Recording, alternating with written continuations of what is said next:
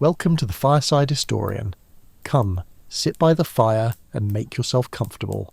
Tonight, and every night here, you'll hear stories woven from real history and true discoveries. Through these gentle tales, you'll learn how people lived, what they believed, and the world they built long ago. If you enjoyed this story, I'd be grateful if you'd subscribe and give the video a like. It truly helps me share more history with you. And if there's a story from the past you'd like to hear next, let me know in the comments. I'd love to hear your ideas. Come closer, friend, and find a place by the fire. Tonight, I'll take you on a journey along the ancient Silk Road, a path once travelled by merchants, monks and dreamers from every corner of the world. As we go, you'll hear about real people and places, true discoveries, and the way life unfolded across deserts, mountains and shining cities. This isn't just a tale to pass the time, it's a chance to see how history was lived, shared and carried from one land to another. So, settle in and let your mind wander back through the centuries, as together we walk beneath the stars on the world's greatest road. Let us begin. The Silk Road, A Night Journey, Section 1. The road begins, leaving Chang'an. Imagine yourself in ancient China, almost 2,000 years ago. The sky is turning orange as the sun sets over the great city of Chang'an, known today as Xi'an. This was once the capital of China, and it was the eastern starting point of the Silk Road. In the cool evening air, the city is peaceful. The markets have closed for the day. Merchants and travellers gather near the city gates, preparing for a long journey west. Archaeologists have found old records and objects here. Coins from Rome, Persian glass and Chinese silk, showing just how many people and goods once passed through this place. The Silk Road was not a single road, but a network of paths and tracks. People travelled by foot, on horseback or with camels. Caravans, groups of people travelling together, set out with hopes of reaching distant lands. Many were merchants, but others were monks, diplomats, soldiers or artists. As the night falls, the travellers check their loads one last time. Bales of silk are carefully wrapped to keep them clean and safe. There are rolls of fine Chinese paper, pots of tea, and sometimes even live animals for trade. It is quiet now, except for the soft sounds of camels shifting and people speaking in low voices. Before leaving, many travellers visit temples to pray for good luck and a safe journey. Religion was an important part of life on the Silk Road. In Chang'an, there were Buddhist, Taoist, and even Zoroastrian temples. Some travellers carried small charms or scrolls with prayers written on them. The first part of the journey leads across the Wei River and into the mountains. The path is lined with trees and stone markers. Along the way, travellers pass by farms where people grow rice, millet, and wheat. Sometimes they are joined by government messengers riding fast horses, carrying important news to faraway cities. The group travels slowly as night deepens. They light small oil lamps which glow softly in the dark. One of the oldest guides in the caravan tells a story, a real one, remembered by historians, about Zhang Qian, a Chinese explorer. Over 2,000 years ago, Zhang Qian was sent by the emperor to find allies in the west. He was captured and escaped twice. In the end, he brought back new plants and animals and news of people who lived far beyond China. His journeys helped open the Silk Road. The travellers listen, imagining the faraway places they might one day see. Some hope to reach Samarkand, a city famous for its blue-tiled buildings. Others dream of making it all the way to the Roman Empire, where silk is more valuable than gold. As the caravan leaves the last farms behind, the road becomes quieter. The only sounds are the steps of animals and the gentle clinking of goods. Above, the sky is full of stars. The moonlight shines on the hills and the river below. This is how the Silk Road began for so many people, slowly, with hope, under the wide and peaceful night sky. Every journey started with a single step out of the city and a wish for safety and discovery. Tonight, as you listen, picture yourself walking beside these travellers. You are safe in their company, under the same stars that guided people for centuries. Section 2, crossing the Gobi Desert and reaching the oasis of Dunhuang. After leaving the green fields near Chang'an, the travellers follow the ancient road west. Soon the landscape changes. The land grows dry and flat. The air is dusty. This is the edge of the Gobi Desert, one of the largest and harshest deserts in the world. The Gobi is not all sand. There are rocky plains, gravel, and small bushes that survive in the dry air. During the day, the sun can be fierce. At night, the temperature drops and the air turns cool and fresh. Travellers on the Silk Road had to be careful in the desert. They moved in large groups for safety. Camels, known as the ships of the desert, carried heavy loads of silk, tea, paper, and sometimes jade or spices. Camels are strong and can walk for days without water, making them perfect for these long journeys. Ancient records found by archaeologists tell us that travellers brought special supplies for this part of the trip. They carried dried food, water in leather bags, and even wooden signs to mark their path in the endless open space. Some caravans also travelled at night, when it was cooler and easier on the animals. After many days of travel, the caravan sees a welcome sight in the distance, a line of green trees and a glimmer of water. This is Dunhuang, an oasis city at the edge of the desert. For centuries, Dunhuang was a resting place for Silk Road travellers, a spot to refill water, trade goods, and find shelter from the desert winds. Dunhuang became famous for its caves, called the Mogao Caves, or the Caves of 1,000 Buddhas. These caves were carved into the cliffs by Buddhist monks and artists over 1,000 years ago. Inside, the walls are covered in bright paintings and statues, showing scenes of travellers, monks, and local life along the Silk Road. Today, these caves are a treasure of art and history. At night, the oasis is quiet. The travellers hear the gentle sound of water and the breeze in the poplar trees. People from many places gather in Dunhuang: Chinese, Persians, Sogdians, and people from India and beyond. Each brings their own language, clothes, and customs. Merchants in Dunhuang sell food from many lands: flatbread, dried fruit, goat cheese, and tea.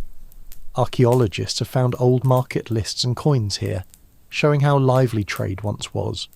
Some travellers stay at guest houses, while others camp outside the city walls under the stars. Before leaving Dunhuang, many travellers visit a Buddhist temple or offer thanks at the caves. Religion was a part of everyday life on the Silk Road, and Dunhuang was a special place for Buddhist monks and artists. As the caravan rests, people share stories around the fire. They talk about the dangers of the road, sandstorms, bandits, and the long distances still ahead. But they also speak of the wonders waiting in the next cities: Samarkand, Bukhara, and Merv. These cities are famous for their markets, scholars, and beautiful buildings. When the travellers wake before dawn, the stars are still shining over the desert. They load their camels, fill their water skins, and set out once again, guided by the memory of the oasis and the hope of reaching the next safe haven. Section 3. Through Central Asia, Turpan, Samarkand, and Bukhara. Leaving Dunhuang, the caravan enters Central Asia. Here, the Silk Road splits into different routes, following rivers and mountain passes. The journey is long, sometimes dangerous, but always filled with discovery. The travellers soon reach Turpan, a city in the desert famous for its wells and grapes. Ancient Persian and Chinese travellers wrote about Turpan's underground canals called karez. These canals, dug by hand, brought fresh water from the mountains to the city. Even today, many of these old karez still work, turning Turpan into a green oasis in the desert. The people of Turpan are a mix of cultures: Chinese, Persian, and local groups known as Uyghurs. Archaeologists have found ancient texts in many languages here, written on silk and paper. In the markets, travellers taste sweet melons and dried grapes, and they rest under grape arbours that shade the courtyards from the hot sun. From Turpan, the road climbs up to mountain passes. Sometimes snow blocks the way, even in summer. The air is thin and cold. The caravan must travel slowly. Along the route, travellers stop at stone towers and ancient inns built for their safety. Some of these stone towers, called caravanserais, still stand today. They were built by rulers to protect and support travellers and traders. As the caravan descends from the mountains, a city of legend appears, Samarkand. Samarkand is one of the oldest and most beautiful cities of the Silk Road. It has blue-tiled mosques, busy markets, and gardens filled with roses and fruit trees. Alexander the Great once visited this city, and so did many famous travellers. The city's Registan Square, with its 3 great madrasas, Islamic schools, is still famous for its beauty. In Samarkand, people from China, Persia, India and Europe meet to trade silk, spices, silver, gold and horses. Marco Polo, the famous Venetian traveller, wrote about the rich markets here and the kindness of the people. Archaeological digs in Samarkand have uncovered old coins, ceramics and textiles from all across Asia and Europe. The caravan continues to Bukhara, another great city of the Silk Road. Bukhara is famous for its scholars and teachers. For hundreds of years, it was a centre for learning about astronomy, mathematics and medicine. The great minaret of Bukhara still stands today, a symbol of the city's importance. Ibn Sina, a great doctor and scientist, was born near here and studied in Bukhara. His books, written in simple language, taught people all over the world about medicine. In the evenings, travellers gather in courtyards to drink tea and listen to music. Bukhara is also famous for its storytellers, who tell tales of faraway lands and the adventures of past travellers. Real documents found here tell us about the daily lives of merchants, farmers and craftsmen. These people grew cotton, wove carpets and baked bread in clay ovens. They lived in simple houses with flat roofs, decorated with bright rugs and cushions. Every city on the Silk Road is a meeting place, a place where ideas, goods and traditions mix. The travellers rest for several days in Bukhara, preparing for the next leg of the journey, crossing the great deserts and steppes toward Persia. Section 4, Caravans, Daily Life and Dangers of the Road. The Silk Road was not just a trade route for goods, it was also a road of stories, friendships and daily challenges. Each day brought something new, strange foods, new faces, and sometimes real danger. Caravans usually travelled together for safety. Most groups had dozens of people and animals, camels, horses, donkeys and even sheep and goats. Archaeologists have found caravan records in places like Merv and Samarkand that show how carefully each journey was planned. Food and water supplies, spare sandals for the animals, and guards with bows or swords. The farther from cities, the more important it was to keep watch at night. Bandits were a real threat. In some places, rulers built fortresses and set up patrols to protect the roads. Taxes were collected at certain stops, but in exchange rulers offered protection, and sometimes even guides. Ruins of old watchtowers and forts can still be seen along parts of the Silk Road today. Besides bandits, the weather was another great challenge. Sandstorms could bury roads for days. In winter, some mountain passes were blocked by snow. In the hot deserts, people and animals risked running out of water. Many travellers carried amulets or lucky charms. These are often found in ancient graves along the road. People also wrote their names and wishes on the walls of inns and caravanserais, hoping for good luck. Even with these dangers, most travellers were not rich. Many were simple merchants, craftsmen, or workers, hoping to earn enough to feed their families. Archaeological finds show the things they carried: woolen robes, leather shoes, clay pots, metal tools and simple jewellery. Letters and contracts written in many languages, Chinese, Sogdian, Persian, Arabic, Greek, have been discovered, telling of trades, disputes and friendships. Religion travelled with the caravans. Buddhism, Zoroastrianism, Christianity and later Islam all spread along the Silk Road. Archaeological digs have found Buddhist stupas, Christian crosses and Zoroastrian fire altars in cities and in the desert. Sometimes travellers stopped at small shrines to offer prayers, leaving coins or bits of food for good fortune. When night came, travellers set up camp, cooked simple meals of rice, bread, dried fruit and stews. Tea was boiled in metal pots, and bread was baked on hot stones. Musicians played flutes, drums, or the rebab, a stringed instrument like a violin. Children played games while elders shared stories of their own journeys. Section 5. The Persian World, Merv, Isfahan, and the Riches of Iran. Leaving Central Asia, the Silk Road enters the great land of Persia, modern-day Iran. The first city many travellers reached was Merv, once one of the largest cities in the world. Today its ruins lie in the deserts of Turkmenistan. Ancient walls, canals and mosques still rise from the sand, showing how grand the city once was. Merv was a place where ideas mixed as much as goods. People spoke many languages and practiced different religions. The city had grand libraries, gardens with water channels, and markets selling spices, carpets and jewellery. Travellers from China brought silk and porcelain. Traders from the west brought glass, wool and silver. From Merv, the road led west and south to the city of Isfahan. Known for its blue-tiled mosques and wide squares, Isfahan was, and still is, a centre for art, science and learning. The Zayanda River runs through the city, giving life to gardens and orchards. Poets like Saadi and Hafez wrote verses about love, travel and wisdom here. Some of their poems have survived for hundreds of years. Isfahan's markets were famous for their beauty. Merchants sold carpets, spices, dried fruit, glass lamps and painted tiles.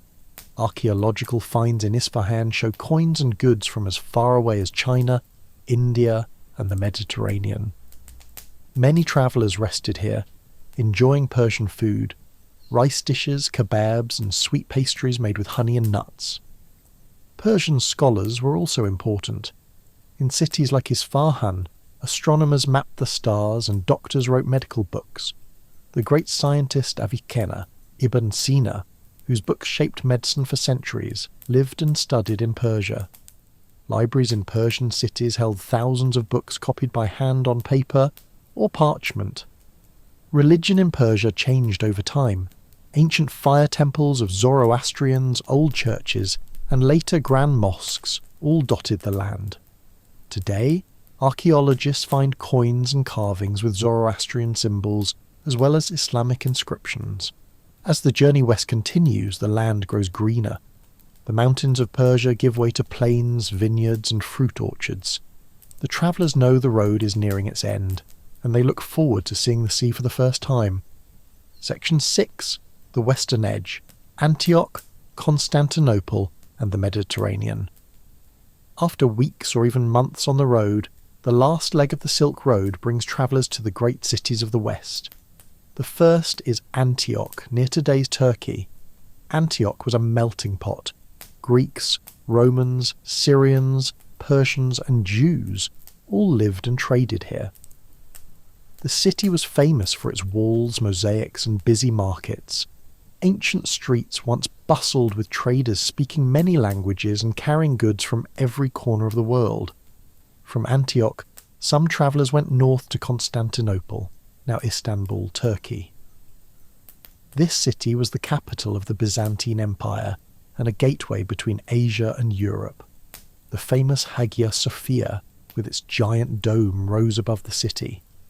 Caravans brought silk, spices and precious stones, which were loaded onto ships in the Bosphorus Strait to sail to Europe. The Mediterranean coast marked the end of the Silk Road journey. Here, travellers saw the sea for the first time, heard the call of seagulls, and tasted salt in the air. Some silk would travel even farther, to Venice, Rome, and the markets of Spain and France. Real letters and records from Constantinople tell of traders celebrating safe arrivals, paying taxes at the city gates, and writing home about the wonders they saw. Coins from China have been found in the ruins of ancient ports. Even today, museums hold dishes, jewellery and fabrics that made the long journey across continents. Section 7. The Legacy of the Silk Road. What remains today. The Silk Road shaped the world. It connected peoples, shared inventions, and spread ideas. It brought paper and printing from China, spices and mathematics from India, carpets and poetry from Persia, glass and science from Rome and the West. Archaeologists still find traces of the Silk Road. Buried goods, ancient inns, letters and coins. DNA studies show that people along the route share ancestors from faraway lands. Foods, music and words have travelled far from their homes because of the road.